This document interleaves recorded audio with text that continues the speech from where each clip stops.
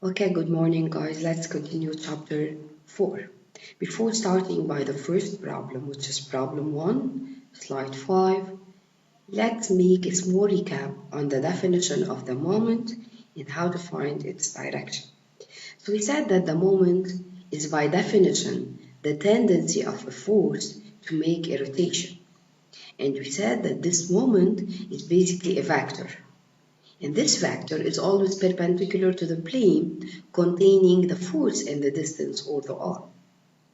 And we said that in order to find this direction, I should apply the right-hand rule. So I should follow the force, and then this small finger will indicate the direction of the moment.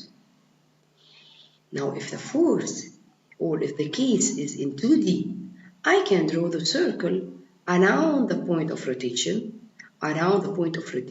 O, and this circle will give me the direction of the moment, whether it is in clockwise direction or in counterclockwise direction. And we said that this moment in magnitude is equal to F times D, where D is what? D is the perpendicular distance from the force to the point of rotation. And finally, we said that like any force, this moment, or if I have more than one moment, I can find its resultant, which is the algebraic sum of all the moments. Let's now start by problem 1.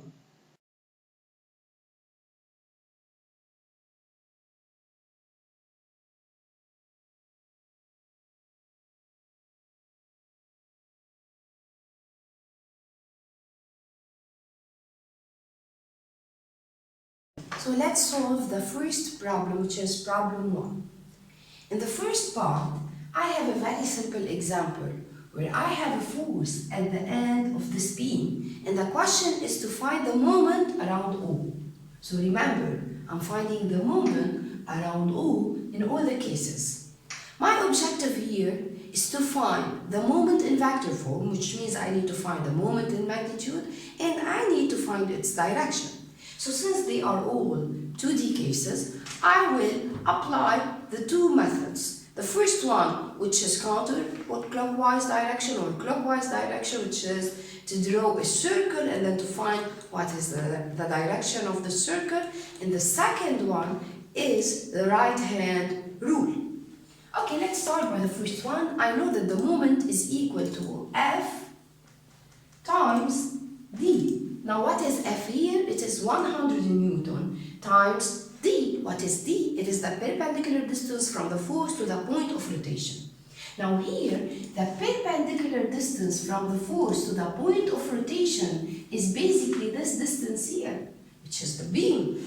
Now this means that the moment is equal to 100 times 2. Now what is the unit of the moment? Since the moment is equal to F times D, then the unit should be Newton meter, or Newton times meter, and it is not Newton per meter.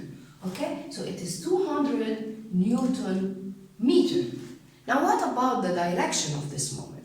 Basically, if I drew the circle of 100 Newton around O, and I put this arrow here, which is the direction of this circle of rotation, I cannot draw the circle here because I should find the moment around O. Now this is what? This is the clockwise direction. Okay, so I can say here the clockwise direction, or I can draw the circle here showing the direction of the moment. I can also apply the second method, which is the most general method, which is about the right-hand rule. Now, if I fix my small finger here at O, and I do this rotation, I cannot do this. This is the rotation of 100 Newton around O. I can find, guys, that this is towards the board and not towards me. So if this is towards the board, then this is in the negative z if x is in this direction and y is in this direction. Because in fact, xy will give me this z, and this moment here is in the negative z. So I can say that m in vector form is equal to minus 200 k, and this is, if this is I, and this is j. for the second case, I have a force here at the end of this beam, which is equal to 50 newtons. And I know that this moment is equal to F times D. Now F is equal to 50, and what is D here? D is the perpendicular distance between this force and O. So this is the perpendicular distance, which is equal to 0.75, which is 37.5 Newton meter. Now what about the direction? If this is my 50 Newton, you can see, guys, that this 50 Newton can do this circle here around O, which means this is also in a clockwise direction.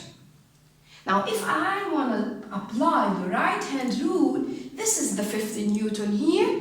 So since this is the 50 Newton, then also this moment is towards minus K.